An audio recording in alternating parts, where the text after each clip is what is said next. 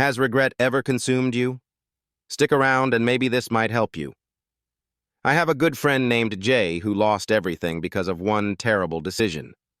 At 23, he found himself behind bars, watching his dreams crumble before his eyes.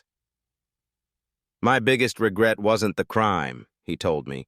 It was letting that regret consume me for years after. Does this sound like you or someone you know? What changed for Jay was realizing that regret could either be a prison or a teacher.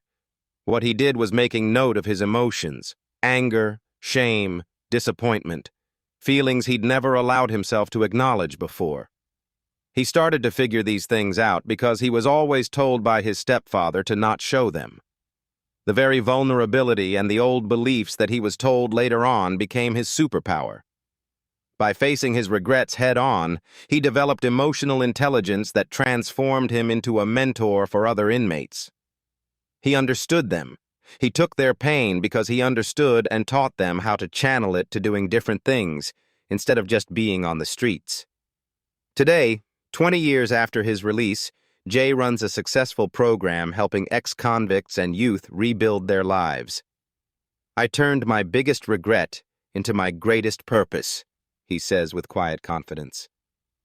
His story teaches us that our darkest moments don't define us. They refine us. When we embrace our emotions rather than burying them, we discover strength we never knew existed. To be able to use them, communicate them, and be honest with them. Your regrets can become the fuel for your greatest comeback. Don't let shame silence your story. Stop suffering in silence. Want to learn how to overcome this type of setback? Leave me a comment, even share with someone that needs to hear this. Looking to transform regret into strength?